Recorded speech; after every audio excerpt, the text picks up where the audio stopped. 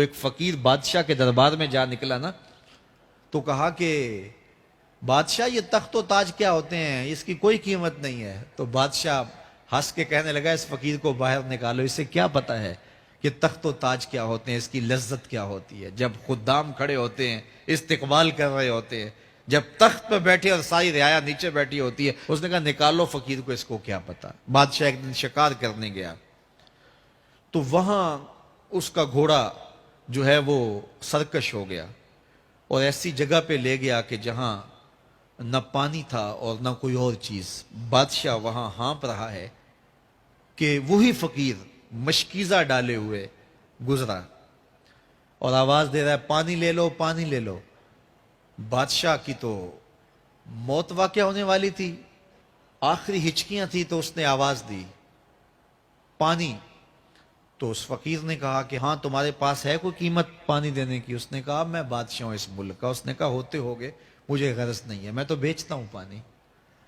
اس نے کہا بابا میں بادشاہ ہوں، جو مانگو گے میں دوں گا، مجھے پانی دو، میں مر رہا ہوں۔ اس فقیر نے کہا آدھی حکومت لگے گی۔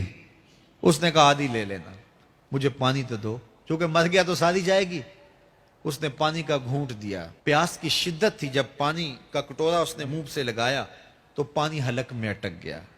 اب پھر دوبارہ مصیبت بن گئی تو اس فقیر نے کہا کہ میں حکیم بھی ہوں، اگر کہو تو تمہارا علاج کر دوں۔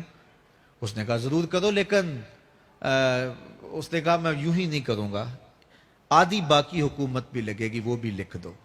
اس نے چمڑے کے اوپر لکھوا لیا، ساری حکومت لکھوا لی اور اس نے اس کا علاج کیا فوری۔ جو اس کے پاس ٹوٹکا ٹونا تھا تو اس کا پانی حلق سے نیچے اتر گیا۔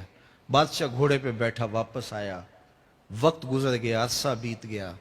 بادشاہ پھر تخت پہ بیٹھا تھا، وہی فقیر بھیس بدل کے دوبارہ آ گیا۔ پھر اس نے نصیحت کی کہ آخرت کو یاد کرو، یہ دنیا کچھ نہیں ہے، 4 دن کی کہانی ہے۔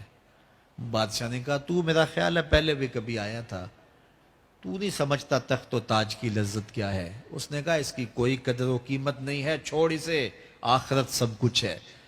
تو اس نے کہا نکالو اس فقیر بابے کو، یہ اس دن بھی آیا تھا تو آج پھر آ گیا ہے، اپنی راہ لے بابا۔